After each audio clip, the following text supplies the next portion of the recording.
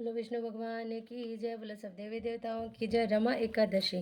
युधिष्ठिर ने पूछा, जनार्दन, मुझ पर आपका स्नेह है, अतः कृपा करके बताइए कि कार्तिक के कृष्ण पक्ष में कौन सी एकादशी होती है। भगवान श्री कृष्ण बोले, राजन, कार्तिक गुजरात महाराष्ट्र के अनुसार आश्विन के कृष्ण पक्ष में रमा नाम की विख्यात और परम कल्याणमयी एकादशी होती है। यह परम उत्तम है और बड़े बड़े पापों को हरने वाली है। पूर्व काल में मुचुकुंद नाम से विख्यात एक राजा हो चुके हैं, जो भगवान श्री विष्णु के भक्त और सत्य प्रतिज्ञ थे।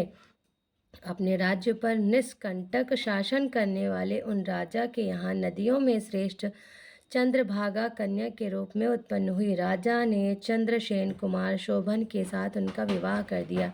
एक बार शोभन दशमी के दिन अपने ससुर के घर आया और इसी दिन समूचे नगर में पूर्ववत ढिंढोरा पिटवाया गया कि एकादशी के दिन कोई भी भोजन ना करे। इसे सुनकर शोभन ने अपनी प्यारी पत्नी चंद्रभागा से कहा, प्रिय, अब मुझे इस समय क्या करना चाहिए, इसकी शिक्षा दो। चंद्रभागा बोली, प्रभु, मेरे पिता के घर पर एकादशी के दिन मनुष्य तो क्या, कोई पालतू पशु आदि भी भोजन नहीं कर सकते। प्राणनाथ, यदि आप भोजन करेंगे तो आपकी बड़ी निंदा होगी। इस प्रकार मन में विचार करके अपने चित्त को दृढ़ कीजिए। शोभन ने कहा, प्रिय, तुम्हारा कहना सत्य है, मैं भी उपवास करूंगा। दैव का जैसा विधान है वैसा ही होगा। भगवान श्री कृष्ण कहते हैं, इस प्रकार दृढ़ निश्चय करके शोभन ने व्रत के नियम का पालन किया, किंतु सूर्योदय होते होते उसका प्राणांत हो गया।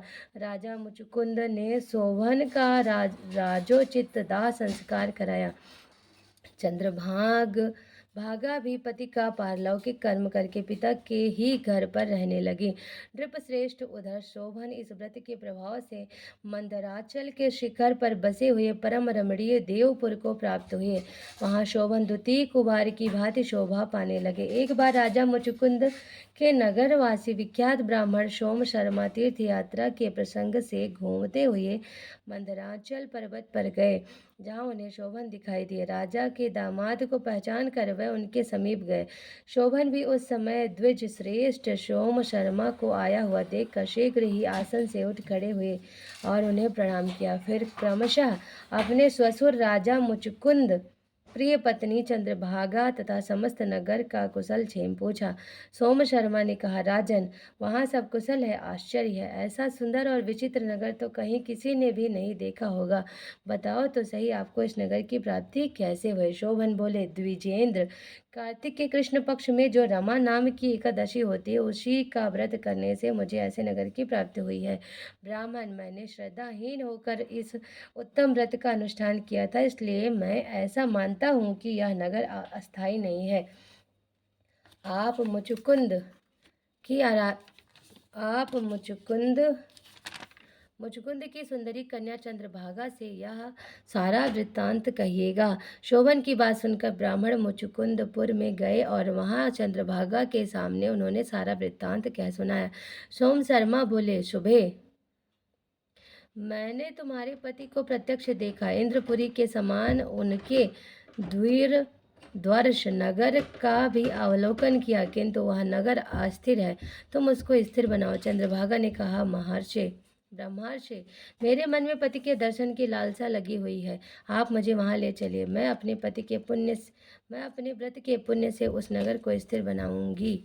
भगवान श्री कृष्ण कहते हैं, राजन, चंद्रभागा की बात सुनकर सोम शर्मा उसे साथ ले मंदराचल पर्वत के निकट वामदेव मुनि के आश्रम पर गए। वहां ऋषि के मंत्र की शक्ति तथा एकादशी सेवन के प्रभाव से चंद्रभागा का शरीर दिव्य हो गया तथा उसने दिव्य गति प्राप्ति कर ली। इसके बाद वह पति के समीप गई। अपनी प्रिय पत्नी को आया हुआ देखकर शोभन को बड़ी प्रसन्नता हुई। उन्होंने उसे बुलाकर अपने वाम भाग में सिंहासन पर बिठाया। तदंतर चंद्रभागा ने अपने प्रियतम से यह प्रिय वचन कहा, नाथ, मैं हित की बात कहती हूँ, सुनिए।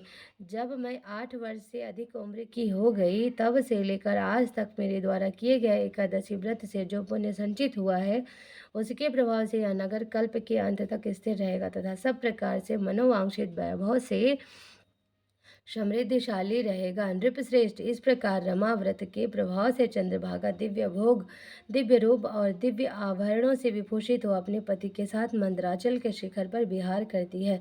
राजन, मैंने तुम्हारे समक्ष रमा नामक एकादशी का वर्णन किया है। यह चिंतामणि तथा कामधेनु के समान सब मनोरथों को पूरा करने वाली है। बोलो रमा एकादशी की जय, बोलो विष्णु भगवान की जय, बोलो बाल गोपाल की जय, बोलो सब देवी देवताओं की जय। रमा एकादशी की व्रत कहानी यहाँ पे समाप्त होती है।